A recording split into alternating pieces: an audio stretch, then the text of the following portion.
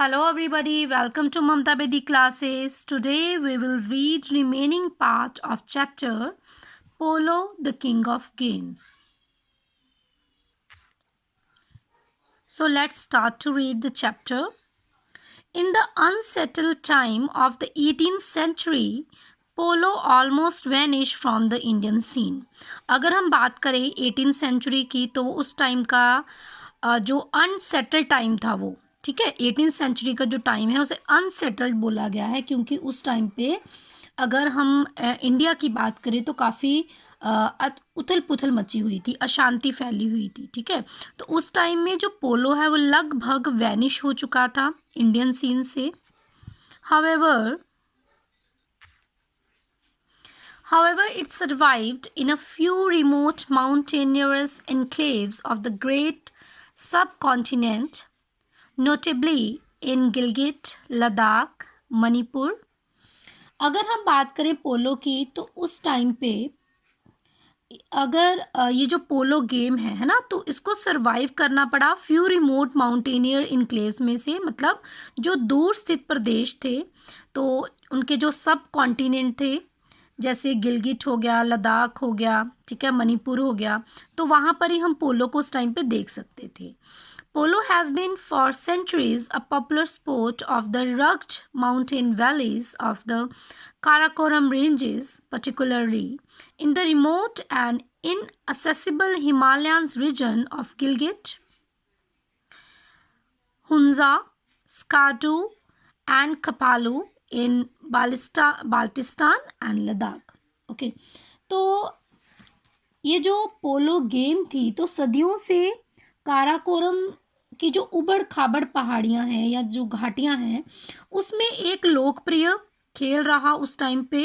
Okay, and विशेषकर जो दूरवर्ती remote areas थे, ठीक है, दुर्गम हिमालय क्षेत्र थे, इन असेसिबल होता जहाँ पे पहुँच मुश्किल होती है, ठीक है, तो इनअसेसिबल हिमालय के जो रीजन थे जैसे गिलगिट हो गया, ठीक है, हुंजा हो गया, स्कर्दू हो गया, खापलू हो गया, जो कि बाल्टिस्तान और लद्दाख में स्थित है, तो वहाँ पर ही इस हम गेम को देख सकते थे. According to legend, polo came to central Ladakh from neighboring Baltistan, where for centuries it used to be the chief amusement. अगर हम बात करें लेजेंड्स की, ओके, अगर हम बात करें पौराणिक कथाओं की, तो उसके अनुसार पोलो जो सेंट्रल लद्दाख है उसका जो नेबरिंग एक कंट्री है बाल्टिस्तान, ठीक है, जो नेबरीय जो पड़ोस में वहाँ पे एक बाल्टिस्तान जो क्षेत्र है वहाँ से ये आया. Where for centuries it used to be the chief amusement, और कई सेंचुरीज तक ये जो एक मनोरंजन का मुख्य साधन हुआ करता था. ये historians date the introduction of polo in Ladakh to king Jamyang Namgyal's reign in the 16th century, who married Gyal Khatun, a princess from Baltistan.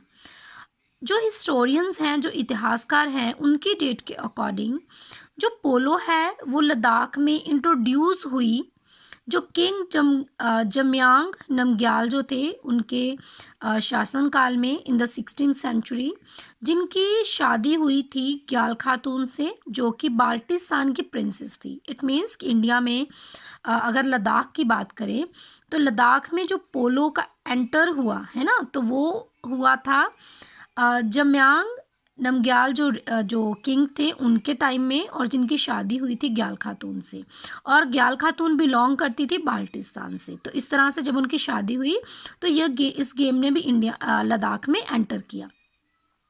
Others say that it was brought by the colony of Baltics settled at कुशोट.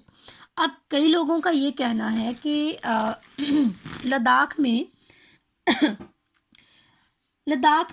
जो Baltic की बस्तियां थी, उनकी जो colonies थी, उनके द्वारा ये जो गेम थी यहाँ पर एंटर हुई, जो कि चुशोत में बस गए थे. चुशोत got its own polo ground where every year on 21st March polo is played to celebrate Nowruz. अब जो शोध का जो एरिया है ना, तो वहाँ की बात करें तो उसकी खुद की पोलो ग्राउंड है, जहाँ पर एवरी ईयर 21 मार्च को पोलो को सेलिब्रेट किया जाता है। नोरोज फेस्टिवल जब होता है उस टाइम पे polo in Ladakh is not exclusively for the rich. अब अगर हम बात करें लद्दाख में, तो लद्दाख में जो पोलो विशेषकर धनी लोगों के लिए ही नहीं, बल्कि almost every village has its polo ground. तो अगर हम बात करें लद्दाख की, तो उसके हर एक विलेज में पोलो की ग्राउंड आप देख सकते हो, ठीक है। कार्ड शग्रान, जिसको शग्रान बोला जाता है, okay, and it is played with verve in many places. और इसको वर्व के साथ, वर्व आप बोल सकते हो वर्ब आप बोल सकते हो उत्साह, जिसको जीस्ट बोला जाता है, एंथुजियाज्म बोला जाता है। तो बड़े उत्साह के साथ इसको वहाँ पे खेला जाता है। बिसाइड ले के अलावा, ठीक है, specially in Dras and Chushot, a big village close to Leh. तो विशेषकर द्रास और चुशोत में, जो कि लेह के नज़दीक एक बड़ा सा गांव है, तो वहाँ पर भी ये जो पोलो का गेम है वो सेलिब्रेट किया जाता है एक फेस्टिवल के रूप में। ये जो पैराग्राफ है इसमें हमने बात की है जो पोलो है जो लद्दाख में कैसे एंटर हुई, कौन सी रीन में एंटर हुई, ओके, उस टाइम पे कौन से राजा थे वहाँ पर, और यहाँ पर जो पोलो है वो फेमस किस तरीके से है। तो यहाँ पे हम लद्दाख में जो पोलो है स्पेशली उसकी बात करेंगे, okay. Next is Sanjay Namgyal, the king of Ladakh, laid the first royal polo ground in the Mertz Garden below Leh in the 17th century। जो लद्दाख के राजा थे सेनगी नामग्याल, उन्होंने लेह के नीचे मुर्त्से गार्डन में 17th सेंचुरी में पोलो का सबसे बड़ा जो शाही मैदान बनवाया था। And the present polo ground in Leh is in the central of the city. और अगर हम एट द प्रेजेंट टाइम की बात करें तो आज का जो वर्तमान मैदान है वो शहर के बीचों बीच उसके सेंटर में है। Today in Ladakh polo is more than a game. अगर हम लद्दाख की बात करें स्पेशली, तो लद्दाख में जो पोलो प्ले की जाती है तो वो गेम से भी बढ़कर है। इट मीन्स कि वो एज अ एक फेस्टिवल की तरह वहाँ पे उसको सेलिब्रेट किया जाता है। It is a part of cultural heritage, और ये उनके एक कल्चर का, उनकी संस्कृति का एक हिस्सा है polo. The game draws huge crowds with people donning their tradition colourful costumes. अगर हम बात करें लद्दाख में जो पोलो है उसकी, तो वहाँ पे बहुत ज़्यादा क्राउड होती है, वहाँ के जो पीपल है वो वेयर करते हैं, ओके, ट्रेडिशनल कलरफुल कॉस्ट्यूम्स डालते हैं वहाँ पर। And Ladakh polo fast and furious. और लद्दाख की अगर बात करें तो वहाँ की जो पोलो है तो वो काफ़ी फास्ट भी है और फ्यूरियस भी है, ठीक है। वहाँ पे जो गेम खेली जाती है वो फास्ट भी है और फ्यूरियस भी है।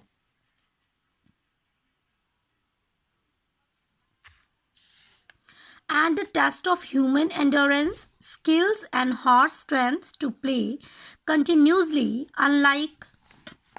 unlike modern polo। तो लद्दाख में जो पोलो खेली जाती है तो वो एक टेस्ट है ह्यूमन एंड्योरेंस का। एंड्योरेंस होती है सहनशीलता, ओके, एंड उनके जो स्किल्स हैं और जो हॉर्स की स्ट्रेंथ है, और उसको कंटिन्यूली खेला जाता है, ठीक है। तो जो मॉडर्न पोलो है, जो आज के आधुनिक टाइम की जो पोलो है, तो वो उसके बिल्कुल ऑपोजिट है, okay. And the matches are played in the late of afternoon. तो जो वहाँ पे मैचेस खेले जाते हैं वो दोपहर के बाद खेले जाते हैं। इट मीन्स कि वहाँ की जो पोलो है वो मॉडर्न पोलो से थोड़ी डिफरेंट है, ओके। हमने स्टार्टिंग में भी डिस्कस किया था कि जो पोलो है वो वेरी करती है from one place to another, ठीक है। उसके नंबर ऑफ प्लेयर्स कैसे हैं, उसके रूल्स कैसे हों, तो वो डिफरेंट एरियाज़ में उसके डिफरेंट रूल्स होते हैं। And Ladakh polo differ from the current international format in plate, count as well as duration. अब अगर हम लद्दाख के पोलो की बात करें तो वो इंटरनेशनल फॉर्मेट से थोड़ी डिफरेंट है। अगर हम बात करें वहाँ की काउंटिंग की प्लेयर्स की, उसमें भी डिफरेंस है, और अगर ड्यूरेशन की बात करें तो उसमें भी डिफरेंस पाया जाता है। Here each team consists of 6 players and the game lasts for an hour with a 10-minute break. तो यहाँ पे जो गेम होती है पोलो की, तो उसमें 6 प्लेयर्स होते हैं ईच टीम में, एंड और जो गेम है वो लास्ट होती है फॉर एन आवर 1 घंटे में, ओके उसमें 10 मिनट का ब्रेक होता है। And Ladakh polo has 2 rounds of 20 minutes each with few restraints and rough riding reminiscent of the Mongol horsemen. अगर हम बात करें लद्दाख में पोलो की, तो उसमें 20-20 के 2 राउंड होते हैं, जिसमें बहुत ही कम ज़्यादा प्रतिबंध होते हैं, रिस्ट्रेंस होती हैं, पाबंदियाँ, और वहाँ पर आप खतरनाक घुड़सवारी भी जो है वो उसको देख सकते हो, जो मंगोल घुड़सवारों की याद दिलाती है। अगर आप पोलो देखोगे लद्दाख में तो आपको ऐसे लगेगा जो मंगोल के हॉर्स राइडर थे हम उनको देख रहे हैं। Unlike the system of chukker, short period of 6 to 8 minutes into which the match is divided with a change of unfamiliar.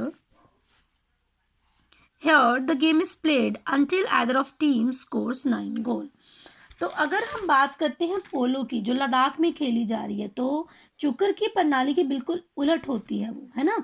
तो यहाँ पर 6 से 8 मिनट का जो अल्प समय होता है, कम समय होता है, जिसमें खेल को बांटा जाता है, और जहाँ पे घुड़सवार जो बदलते हैं उनकी टीम्स जो है वो चेंज हो जाती हैं। यहाँ खेल तब तक खेला जाता है जब तक दोनों में कोई भी टीम 9 गोल ना कर दे, and the scorer gets privilege to patch up the ball. और वहाँ पर जो स्कोरर होता है, ठीक है, तो उसको गोल के बाद दोनों पाले अपने आप ही बदल जाते हैं। जैसे मतलब गोल होता है तो दोनों जो टीम्स हैं वो अपने अपनी जो साइड्स को चेंज कर लेती हैं। He got at a full gallop with the ball and stick until midway point, then throw up the ball and shoots toward the goal with a clean, straight and perfect control shot. अब गोल करने वाले को गेंद को निश्चित जगह पे फेंकने का अधिकार मिल जाता है, एंड देन फिर वो छड़ी के साथ गेंद के साथ पूरी रफ्तार के साथ सरपट जाता है जब तक कि वह आधे रास्ते के जो वो पॉइंट है वहाँ तक ना पहुँच जाए, और फिर वह तेजी से गोल की ओर स्पष्ट, सीधे और पूरी तरह से नियंत्रित मीन्स कंट्रोल निशाने के साथ गेंद को शॉट करता है, वो मारता है गेंद को, ठीक है। And no more match in Ladakh is complete without is musical accompaniment of surna and daman. अगर हम पोलो की बात करें तो वहाँ पर कोई भी ऐसा मैच नहीं होता, ठीक है, जो सुरना और दमन जो नामक के जो संगीत हैं, संगीतवाद जो हैं, उनकी संगत के बिना वो कंप्लीट हो ही नहीं सकता। जैसे आपने देखा होगा T20 होते हैं, वर्ल्ड कप होते हैं, तो वहाँ पे जैसे भी हिट होता है ना, जैसे सिक्सर होता है, कोई रन लेते हैं, तो वो वहाँ पर क्या कहते हैं म्यूज़िक बजता है ना। तो उसी तरह से लद्दाख में भी वो सुरना दमन नामक के जो दमन नाम के जो संगीतवाद हैं उनकी हेल्प से ये म्यूज़िक प्ले किया जाता है।